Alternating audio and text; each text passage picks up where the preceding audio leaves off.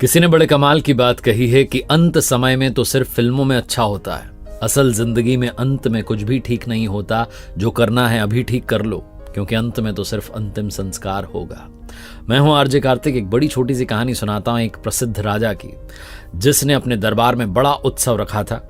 वो राजा वृद्ध हो चला था, लेकिन अभी भी सिंहासन पर बैठा हुआ था। और उत्सव में उसने अलग अलग राज्यों के राजाओं को बुलाया था। एक राज्य की सुप्रसिद्ध नर्तकी थी, उसको बुलाया था, और साथ में अपने गुरुजी को बुलाया था। अब गुरुजी जब आ गए दरबार में, तो उनके पास में तो कुछ था नहीं देने के लिए नर्तकी को। तो राजा ने एक स्वर्ण मुद्राओं से भरी थैली दे दी कि जब भी आपको नृत्य अच्छा लगे अपनी ओर से आप दे दीजिएगा पुरस्कार में।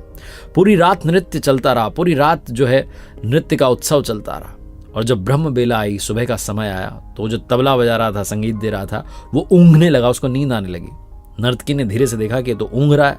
राजा को पता चल गया, तो राजा जो है इसको दंड दे देगा, इसको सजा मिल जाएगी। तो इसलिए नर्तकी ने अपने तबले वाले को जगाने के लिए, आगाह करने के लिए एक दोहा पढ़ा कि घड़ी गई थोड़ी रही, या में पल पल जाए, एक पलक के कारणे यूं ना कलंक लगाए, यूं ना जन्म गंवाए। जैसे ही ये बात तबले वाले ने सुनी, वो अलर्ट हो गया, सतर्क हो गया और शानदार तरीके से बजाने लगा तबला।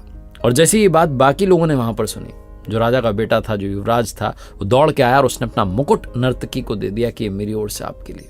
तभी जो राजा की बेटी थी, राजकुमारी थी, वो दौड़ के आई और उसने अपना हार जो है नर्तकी को दे दिया कि मेरी ओर से भेंट आपके लिए। तभी गुरुजी अपने आसन से उठे और जाकर के स्वर्ण मुद्राओं की पूरी थैली उसको दे दी कि सब तुम्हारा, मैं चला।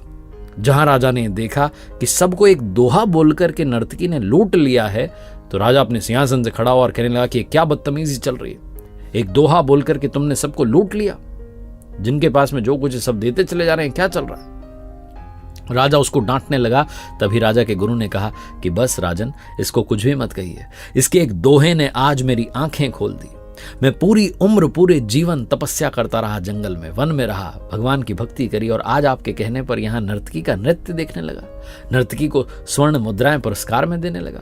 इसके दोहे ने तो मुझे समझा दिया कि घड़ी गई थोड़ी रही, थोड़ा सा तो जीवन बचा है, या में पल पल जाए, एक पलक के कारण यूं ना कलंक लगाए, यूं ना जन्म गंवाए। समझा दिया इसने मुझे, ये मेरी सबसे बड़ी गुरु। इसने बताया कि भैया थोड़ा सा समय बचा है, जाकर के भक्ति करो। तभी राजा का बेटा राजकुमार कहने लगा युवराज कि महाराज, आप इतने वृद्ध हो गए हैं पिताजी, लेकिन आप कुर्सी नहीं छोड़ रहे हैं, सिंहासन नहीं छोड़ रहे हैं। आज मैं सिपाहियों के साथ मिलकर के आपकी हत्या करने वाला था, लेकिन इस नर्तकी के दोहे ने मुझे समझाया कि घड़ी गई थोड़ी रही, थोड़ा सा समय बचा है।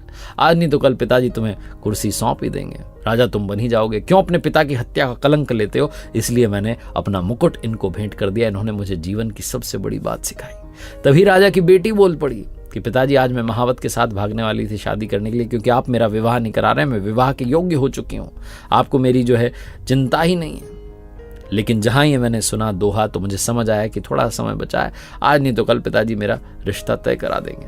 इसलिए मैंने भी विचार त्यागा और अपना हार जाकर के इनको भेंट कर दिया। जब राजा ने ये सब सुना, तो राजा ने बिना देरी के अपने बेटे से कहा कि बेटा, इसी पल से तुम इस राज्य के राजा बनने जा रहे हो।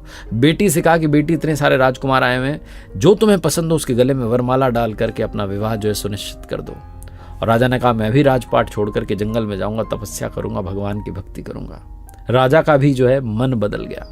और जब ये सब होने लगा, तो नर्तकी ने सोचा कि मेरे एक दोहे ने सबके जीवन को पलट दिया, और मैं अभी भी यही कर रही हूं। नर्तकी ने भी डिसीजन लिया कि वो नृत्य का काम छोड़ करके अब भगवान की भक्ति करेगी, क्योंकि घड़ी गई थोड़ी रही, या में पल पल जाए। ये कहानी राजा की, नर्तकी की, उनकी नहीं है, आपकी, हमारी कहानी है। हमारे जीवन में भी समय दौड़ता चला जा रहा है और थोड़ा सा बचा है। इस थोड़े से समय में कुछ ऐसा कीजिए कि कलंक ना लगे, बल्कि आपका उद्धार हो जाए।